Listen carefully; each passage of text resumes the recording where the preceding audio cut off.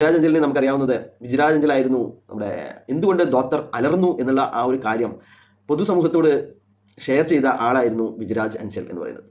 അപ്പോൾ അദ്ദേഹം അതിൽ പറഞ്ഞിരുന്നത് ഡോക്ടർ ചെറുപ്പകാലത്ത് ഒരു വീട്ടിൽ തനിച്ച് താമസിക്കുകയായിരുന്നു. അപ്പോൾ അദ്ദേഹത്തിൻ്റെ കാര്യങ്ങളൊക്കെ സാധിക്കുന്നത് അടുത്ത വീട്ടിൽ താമസിക്കുന്നവരോട് ഇത്രയും ഉച്ചത്തിൽ അലറിക്കൊണ്ട് വിളിച്ചു പറഞ്ഞാണ് അദ്ദേഹം കാര്യം സാധിച്ചിരുന്നത് എന്നാണ്. അങ്ങനെയാണ് ഡോക്ടർ അലറാൻ തുടങ്ങിയത് എന്നൊക്കെയായിരുന്നു വിജയരാജ് അഞ്ചൽ ഒരു ഫേസ്ബുക്ക് പോസ്റ്റിലൂടെ നമ്മളൊക്കെ അറിയിച്ചിരുന്നത്. എന്നാൽ അതേ വിജയരാജ് അഞ്ചലിന് ഇപ്പോൾ വന്നിരിക്കുന്ന ഗതി അധോഗതിയാണ്. അപ്പോൾ അദ്ദേഹം പറയുന്നത്, കുറച്ച് ഭ്രാന്തൻ ഫാൻസ് എൻ്റെ കമൻറ്റ് ബോക്സിൽ വന്ന് കരയാൻ വരുന്നുണ്ട്. എനിക്ക് നിന്നോടൊക്കെ ഒന്നേ പറയാനുള്ളൂ, ജീവിക്കാൻ അനുവദിച്ചില്ലെങ്കിൽ എനിക്കും മര്യാദ വിടേണ്ടി വരും.